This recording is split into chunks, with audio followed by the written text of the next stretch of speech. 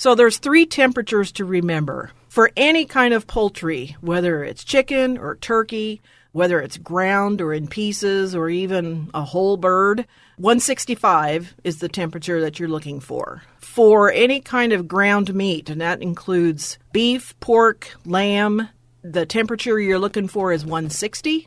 And then for steaks and chops and things like that, whether it's beef or pork or lamb, 145 is the minimum temperature on that. Use your thermometer. You want to try to insert it into the thickest part of the cut. For burgers or thinner cuts of meat, try to stick the thermometer in from the side, not from the top. That'll give you a better reading. May is National Barbecue Month. And a Kansas State University food scientist says that while there are a number of food safety concerns associated with outdoor grilling, a meat thermometer is your best defense against any foodborne illness and checking for doneness.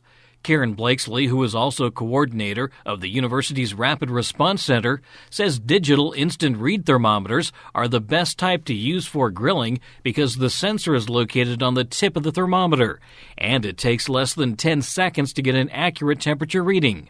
On today's Sound Living, food safety guidelines to keep the fun in outdoor eating. Sound Living is a weekly public affairs program produced by Research and Extension at Kansas State University. I'm Jeff Wichman. Blakeslee says the first step in getting ready for the outdoor grilling season, often associated with a Memorial Day weekend, is to clean the grate. This includes removing caked-on grease or food particles from the grate itself and from the grill area below the grate. Karen, maybe first off, just starting with the basics, and that means getting that grill cleaned and ready to go. Yeah, absolutely, because having a dirty grill or it's got caked-on grease and food left over from last year, that can also lead to fires. So you want to make sure you really brush it and scrub it good. They do have grill cleaners out there that you can spray on there and let them soak, and it helps remove a lot of that burnt-on residue. So get the grill clean, take the grate itself out, if it's possible. It should be possible, and get down inside your grill and get that cleaned out, because there's usually a bunch of leftover grease and burn-on food particles in there. So clean it out as best you can and get it ready for this year. And if there's any rust, you should simply replace the grate? It'd probably be a good idea, and you can get the grates replaced. What about in terms of the brushes themselves? Because I've been reading some stories lately about people finding those little bristles in their food. Yeah, that's something to just keep an eye on. If you've got a brush where the bristles, those little metal bristles on there are starting to come loose or break, it's time to throw it out and get a new one, because those may break off on the grate itself, and if you don't see them, those could get stuck on your food, and you may not see it on your food. And I certainly wouldn't want you to eat any of those. So be real careful about those. I know they work great at cleaning off, your grates, but if it's well used and the little bristles are bent or you see some that have broken off, it's time to get a new one. And if you clean after you've eaten as part of the cleanup process, it makes it a little easier the next time. Yeah, absolutely. Just do it while you've got it going. You can leave your grill on for a little bit, let it burn off some of that stuff. I think it tends to clean better when it's hot. But it also, even before you fire it up, give it an extra brush over before you get it started again, too, just as extra caution. Do we also want to look around to see what may be near the grill? Yeah, absolutely. Set your grill in an open area where it's not up against your house. Don't set it inside your garage, especially. So have an open area around it and on a stable ground, whether it's on your patio or on your deck or wherever, so it doesn't wobble, because you want it to set level. Try to be out there all the time when you're grilling. That's the other thing. Pay attention to what's going on out there, because if you leave it unattended, it could spark a fire that you may not be aware of. Or if you got kids or pets running around outside, they may accidentally tip it over, and then you've got another problem. So always be sure that you're out there with the grill. We talk about having some water handy when we're camping or maybe tailgating, but probably just as important at home. Yeah, water and even a fire extinguisher. Know where it is so that you can get to it quickly, and have, access to some water. Have a bucket of water sitting there if you don't have a hose available. So be mindful of those things. Are there any considerations if you have a propane grill? Make sure you check your hoses. Make sure there's no cracks so that they're not leaking. Check your propane tank. Make sure it's full, ready to go. Check the valves on those. Make sure they're okay and they're not leaking. Just give it a good once-over before you get going so you don't spark a fire that way. The preparation takes a little bit of time getting this ready to go, but then once you do, you're finally ready to throw some things on the grill. Mm-hmm. Let's talk about the doneness, because that's probably one of the biggest things for food safety, is making sure that especially beef is done. Yeah, any kind of meat, really. And the best way to check for doneness is using a thermometer. So when you're getting your tools ready, whether it's your spatula, your tongs, your oven mitts, and things like that, grab that thermometer too. Really, the best type of thermometers to use for grilling are what we call instant read, the digital type thermometers, because the temperature sensor in those is right on the tip, the point of those thermometers. And so you'll get a really quick reading on it. Those type of thermometers will read in less than 10 seconds. So use that. That's really your best defense against any foodborne illness and checking for doneness. Don't rely on color because it's misleading. So temperature is really the best way to check for doneness. So there's 3 temperatures to remember. For any kind of poultry, whether it's chicken or turkey, whether it's ground or in pieces or even a whole bird, 165 is the temperature that you're looking for. That's for any kind of poultry.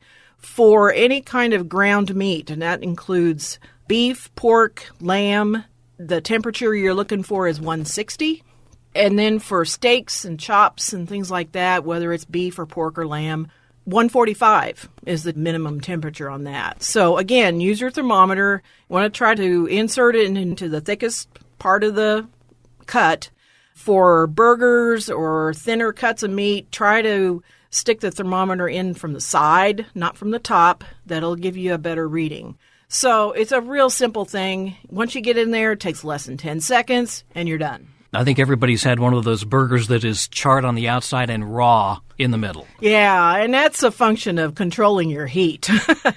With a gas grill, it's a little easier to do. But with charcoal, you kind of have to move it around or move your charcoal around. It's a little more hands-on that. That's another thing to pay attention to. If you can move your rack up and down, that can also help with that.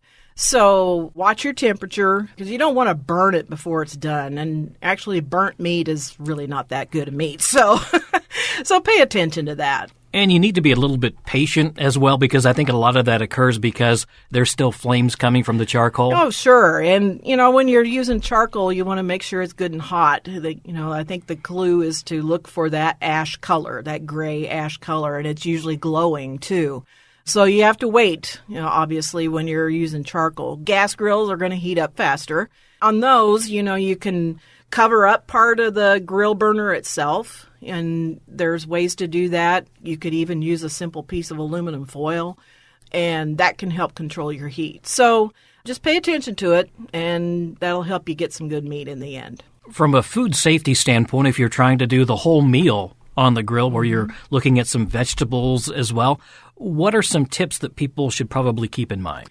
Well, some vegetables take longer to cook than you think, like potatoes, for example. They take longer than you think. So something I like to do is just simply cut up a potato into strips, like steak fries. Put a little olive oil on them and put some seasoning on them and grill them that way. It may take 30 minutes or so to cook those.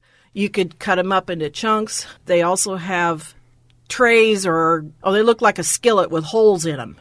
And that will hold smaller pieces. So if you got mixed vegetables, throw those in there. I would suggest that you spray them with some nonstick spray first, because they might stick. And you're cooking everything outside, so you don't heat up your kitchen.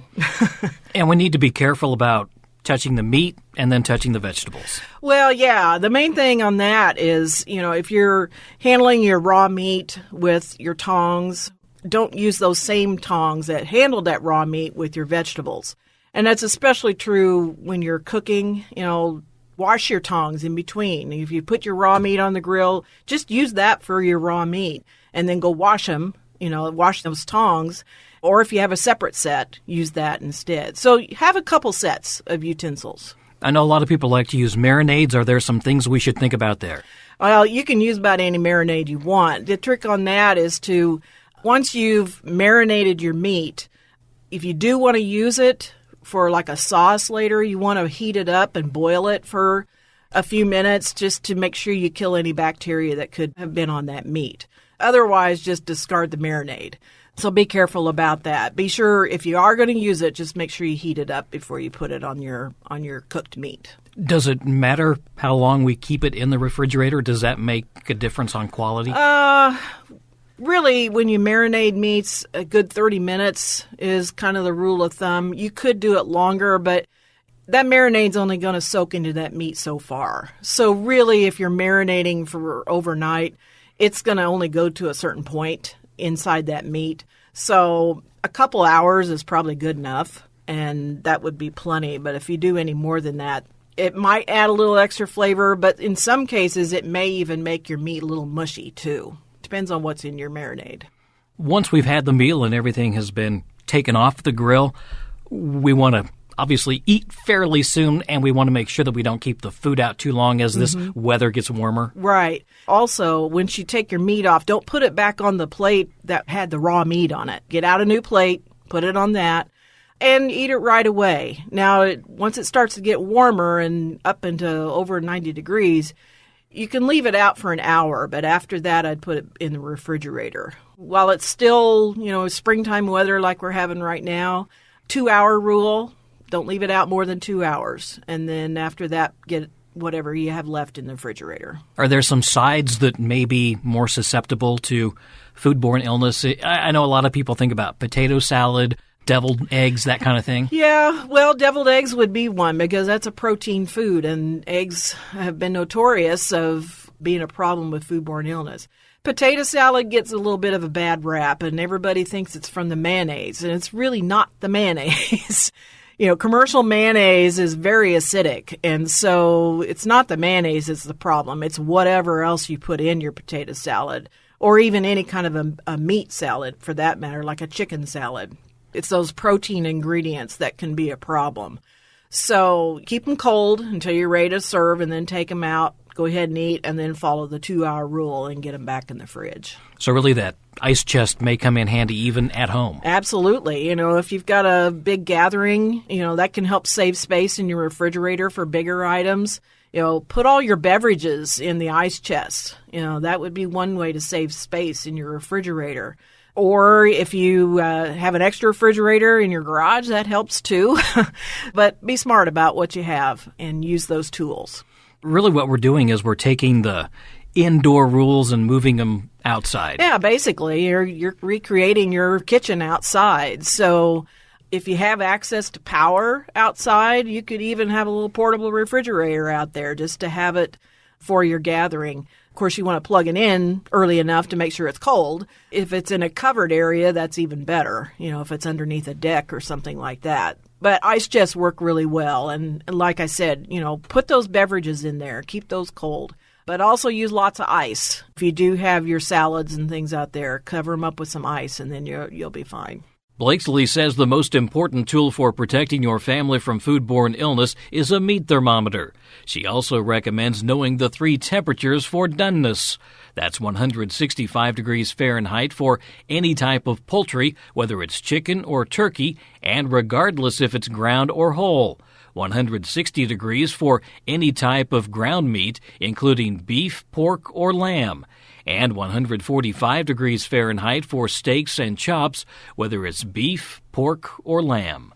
Karen Blakeslee is a food scientist at Kansas State University and the coordinator of the university's Rapid Response Center. More information on food safety can be found on the center's website, www.rrc.k-state.edu, rrc.k-state.edu. Information is also available at county and district extension offices and on the extension website, www.ksre.ksu.edu, ksre.ksu.edu. Sound Living is a weekly public affairs program produced by Research and Extension at Kansas State University. I'm Jeff Wichman, and this is the K-State Radio Network.